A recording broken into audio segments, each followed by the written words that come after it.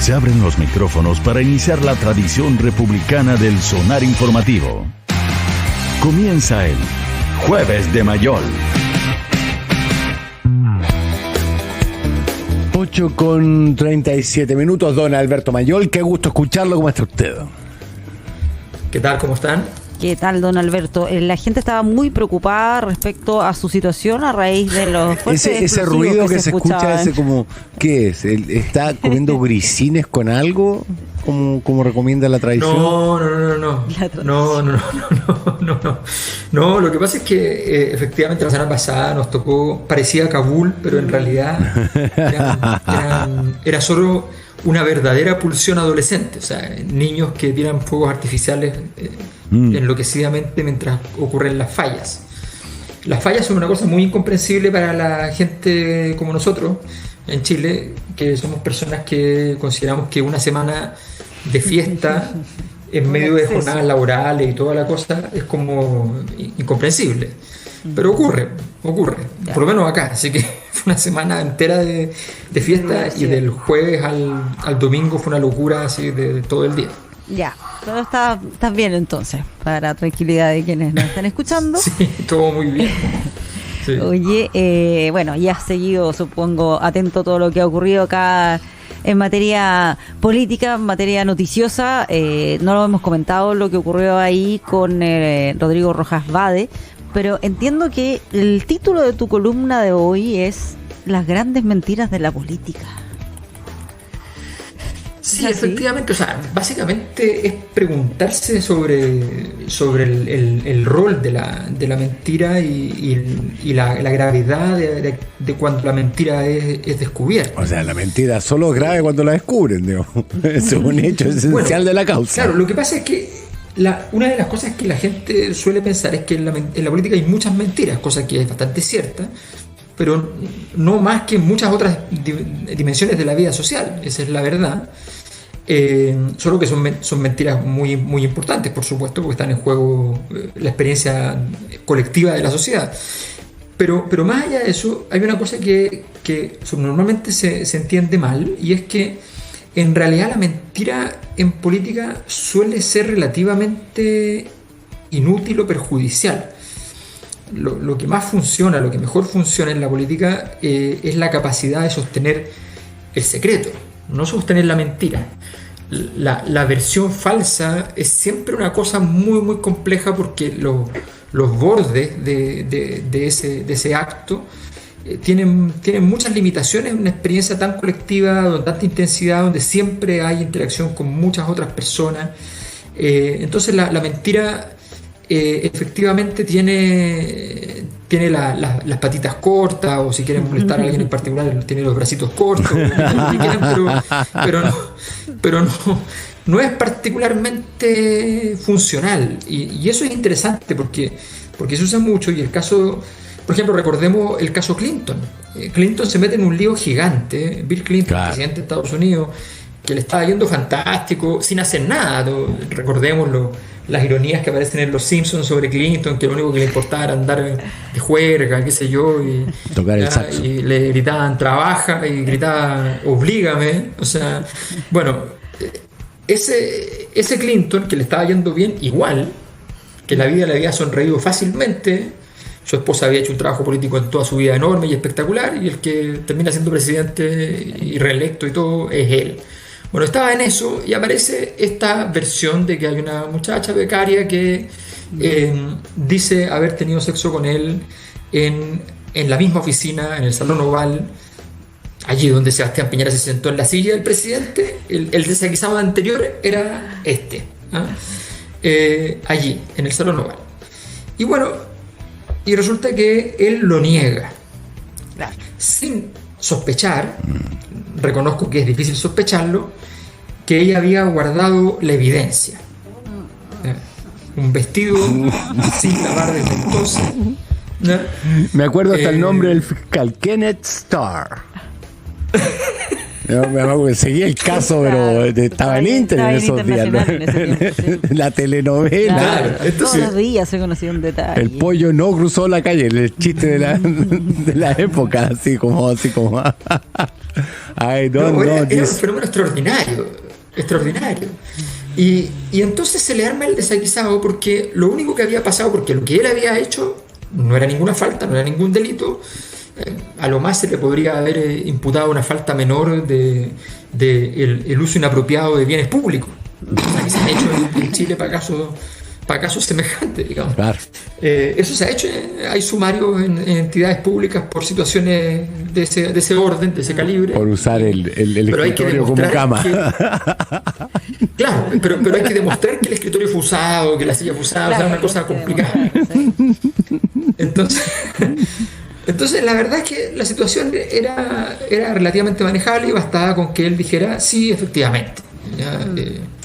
Fue inapropiado, qué sé yo, habría generado una crisis, por supuesto, pero no habría generado una crisis judicial. Claro. Porque lo que estaba de por medio es que él había presentado un falso testimonio. Claro. Toda la razón. Y entonces la cosa se agrandó. Bueno, el tema, sí. Eso en política la mentira es muy compleja, por eso durante algunos años ocurrió, muchas décadas en realidad ocurría, que la gente que volaba a Estados Unidos tenía que firmar una declaración señalando que no pretendía asesinar al presidente de los Estados Unidos. ¿Ya? Obviamente es una cosa muy absurda, pero tiene que ver con aumentar los cargos en caso de que alguien haga un intento de atentado. O sea, sumémosle cargos porque aumentan la cantidad de años de la pena. Entonces, la mentira efectivamente es una cosa que es muy compleja en política. Entonces, Rojas Vade, cuando entra en este juego de decir una mentira, que no solo es decir una mentira, sino que es construir un mundo a través de la mentira. Y mantenerla. O sea, mantenerla. Una mentira fácil de decir. Mantenerla en el tiempo es una tarea titánica. Usarla como motivo de campaña, luego declarar en su declaración como constituyente, en su declaración patrimonial, las deudas que tiene en razón de esa enfermedad, mencionando la enfermedad que no es verdad. Y luego no cerrar la herida al no cerrar la situación y decir, sí, efectivamente mentí, y decir toda la versión, sino que seguir esperando. O sea, la herida sigue abierta. ¿Por qué es importante este hecho? Más allá de él, que efectivamente su carrera política se extinguió, no bien había nacido, ¿no? Esto parece injusto porque hay mucha gente que ha mentido en política, que tenía largas carreras anteriores y luego ha seguido teniendo algún nivel de carrera política, tal vez menos, pero algunos incluso más, pero es así, cuando uno está recién partiendo es como un bebé, las probabilidades de que le pase algo al bebé por una cosa pequeña son muy grandes. Tú recién entraste en política, recién entraste a un trabajo y te mandas un desastre a los 2 días, bueno, tu situación se complicó mucho. Llevas 15 años y cometiste un error grande, bueno, pero lo hiciste bien antes, la gente ponderará, ¿no? Claro. Entonces, la situación de él se complicó en extremo, pero lo más importante es que esta crisis es la crisis que más está afectando a la Convención Constituyente en sí misma. Y no tiene nada que ver con la Convención Constituyente. Y esto cuesta que la gente que está metida adentro lo entienda. Pero es algo muy tradicional en las crisis políticas, que lo que más te pega no necesariamente es aquello que realmente es más grave.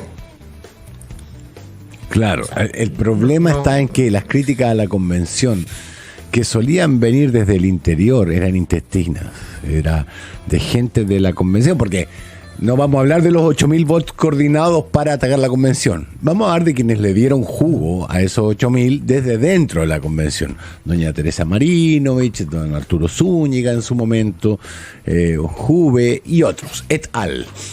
Pero sí, esas críticas probaron ser bastante, irrisorias en el más puro sentido de la palabra, que dan risa, más que indignación, y 2, insignificantes frente a lo que ocurrió con el propio Rodrigo Rojas. Claro, lo que pasa es que hay una cosa que además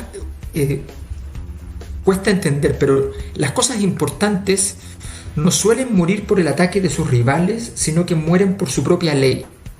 Yeah. Es exactamente lo que hacen y lo que lo que les constituye su, entre comillas, espíritu, lo que es más riesgoso para un determinado proyecto. Y en ese sentido es muy importante comprender que efectivamente Rodrigo Rojas Vade pertenecía a un grupo que era de alguna manera el alma pura de la convención. Núcleo duro. Claro.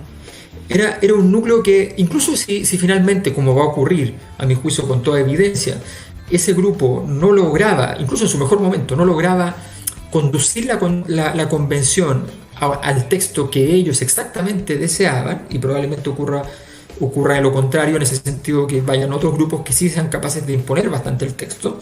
Sin embargo, ese grupo era el alma de la convención, y ese grupo además iba a terminar apoyando lo que saliera porque efectivamente igual era un gran triunfo en términos históricos, y ese grupo tenía que decirlo. Bueno, ese grupo, más allá de los problemas internos, más allá de toda clase de situaciones, igual seguía siendo un punto de referencia, una especie, digámoslo así, de conciencia moral del proceso. Y claro, todos entendíamos que eran medio desordenados, que no había capacidad para, y que es lógico, no había capacidad porque no había mecanismos políticos. Los mecanismos políticos son mecanismos que tienen un nombre súper técnico y que todos lo van a entender. Hay hasta reggaetones con eso, que es la palabra chantaje. O sea, la gran literatura política dice: los partidos políticos, los grupos políticos tienen capacidad de chantaje. Negociación y chantaje. Es una de las capacidades centrales. Exactamente. Entonces, frente a eso, este grupo tenía esa capacidad y la mantenía todavía porque ellos tenían la salvaguarda moral del proceso. Esta es la razón por la que a los candidatos de izquierda un desliz, un problema, una falta, una mentira, un problema ético, un no pago de alguna cosa en el banco, todo ese tipo de cosas les puede costar toda la carrera, y a la gente de derecha no. Claro, les impacta mucho más. Porque estoy pensando en lo de Michelle Bachelet y Sebastián Dávalos. Exacto. Porque lo que la gente espera de los grupos de izquierda no es lo mismo que la gente que vota, cuando vota por la derecha, lo que está esperando. La gente no estaba esperando que Sebastián Piñera no hiciera negocio siendo presidente. Esa es la verdad. No estaba esperando eso. Estaba esperando que efectivamente parte de sus habilidades como empresario se traspasaran al ingreso de los hogares, en el fondo. Eso es lo que estaba esperando. Y si había que mirar un ratito para el lado, íbamos a mirar para el lado. Yo te lo puedo decir porque yo lo vi en investigaciones antes de que él fuera presidente por primera vez. Ya me aparecían las investigaciones que cualitativamente toda la gente decía: este tipo es moralmente discutible. Y tú decías, bueno, pero entonces ¿cómo va a ganar? Ibas a lo cuantitativo, hacías la encuesta y salía ganando. Entonces, esa paradoja, esa, vamos a decirlo así, menemización, claro, o sea, este señor roba, sí, roba, pero funciona. ¿Ah? Los atributos Entonces, que espera ahí son eso es lo que otros. los argentinos... Exacto, pero en el caso de la izquierda lo que la gente espera es, aparte de que funcione, espera una cierta conciencia moral. Se espera legítima o ilegítimamente a veces que efectivamente hay una especie de, por ejemplo, pero es que esta persona, los conversos en izquierda, por ejemplo, son muy mal vistos, y en la derecha son muy bien vistos, les encantan. Pero en la izquierda es como: tú no has sido de izquierda toda la vida. Los convierten en ministros, digamos. Los convierten en ministros, son los más queridos. O sea, el amor por un converso es extraordinario. O sea, y eso eso está muy metido, es muy tradicional, está en la iglesia. En la iglesia, el que ha recibido el mensaje y no lo ha tomado es un hereje. Pero el que ha recibido el mensaje y se ha convertido, ese es importante. O sea, perdón, el de los apóstoles está lleno de conversos. Pablo va a poner. Entonces, Pablo asesinaba a cristianos. Claro, se divertía en ello, digamos. Y después se Claro, y se convierte en apóstol. Pero es evidente que el converso tiene una ventaja. El converso necesita probar todos los días que su conversión es real. Entonces es un agente de proselitismo muy, muy importante. Y con lo que cuesta pensar como el enemigo, él sabe cómo piensa tu enemigo. Qué buena captación. Entonces, es fantástico. Bueno, pero a la izquierda no le gusta porque quiere algo puro. La pureza. Espera de que ocurra algo puro. Yo he escuchado decir toda clase de cosas en defensa de la vida privada, de las conductas políticas de Marx, porque toda la gente de izquierda se tiene que imaginar que Marx es completamente puro. Que no tuvo un hijo con la señora que trabajaba en la casa y que lo escondió y se lo pasó a Engels y que sé yo. No tiene que haber nada de eso porque no puede ser. Entonces, porque la pureza es lo que están esperando que tengan todos los límites, en toda una conciencia ética impecable. Bueno, esa conciencia ética estaba depositada en este grupo que por primera vez en la historia de la transición en Chile llenaba de gente común y corriente, sin ingresos dentro del 10% más rico de Chile, sino que personas comunes y corrientes, una convención. Y entonces era fantástico, ¿ya? Pero resulta que eso es lo que falla. Y cuando falla eso, falla un pilar. Y entonces esta gente va y entra en negación y dice, no, están haciendo esto porque quieren hacer daño y qué sé yo. Y entonces es peor, es más doloroso porque la herida empieza a seguir creciendo y ya después cuesta mucho cortar la hemorragia que va a producir. La Convención Constituyente entonces enfrenta su semana más difícil por algo que no ocurrió dentro de la Convención Constituyente. Sí. Y en momentos clave, en que se supone que deberíamos estar súper pendientes de lo que va a ocurrir con la votación del reglamento, que es algo que antes de que se designaran ya los convencionales constituyentes, antes de las elecciones, estaba toda la duda de cuánto se iban a demorar en poder definir el reglamento, las reglas del juego. Eso es algo que empieza el día de hoy y ha quedado hoy en el segundo plano a raíz de lo que pasó con Rodrigo Rojas Vade.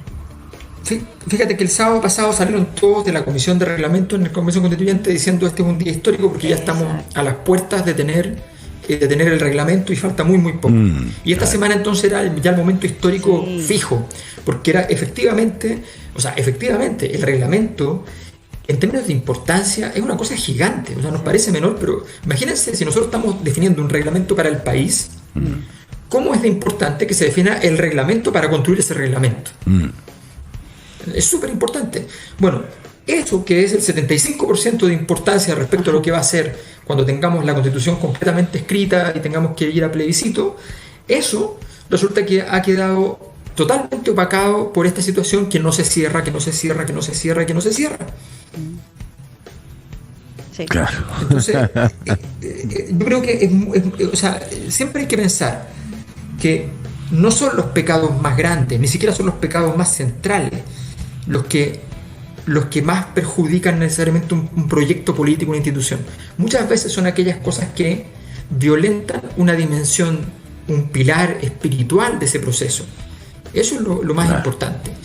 Y en ese sentido, la mentira es una cosa muy complicada. No poder explicar adecuadamente una situación, no poder decir... Yo siempre he dicho, para mí el caso Spinac es un caso fundamental en la historia política de Chile.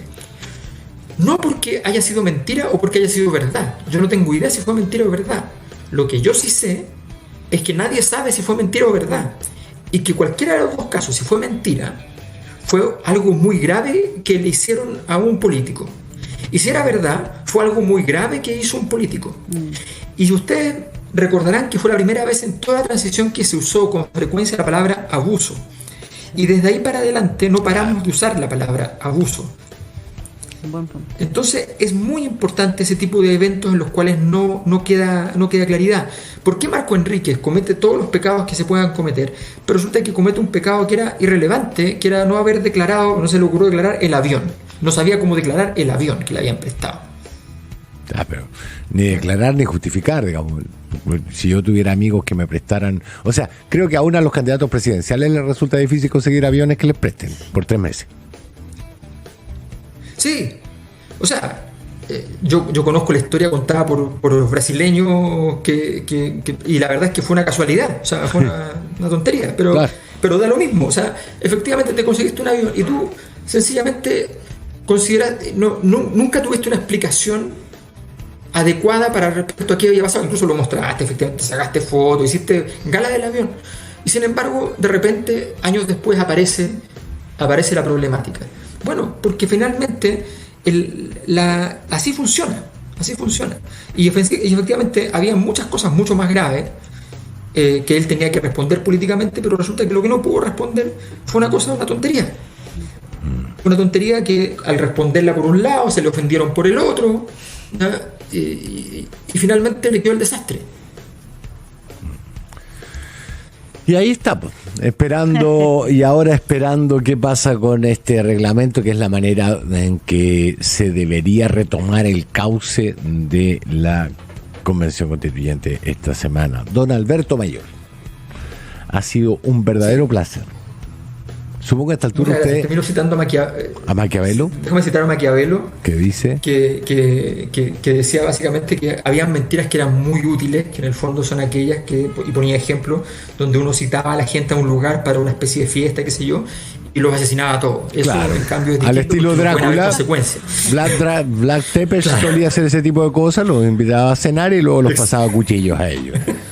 Claro, esa mentira es extremadamente la útil. La otra, no tanto, digamos, en términos metafóricos y reales también. Don Alberto Mayolo, ha sido un verdadero placer. Qué gran cierre. Abrazo. Chao, Alberto, que estés bien. Vea por tu fabada.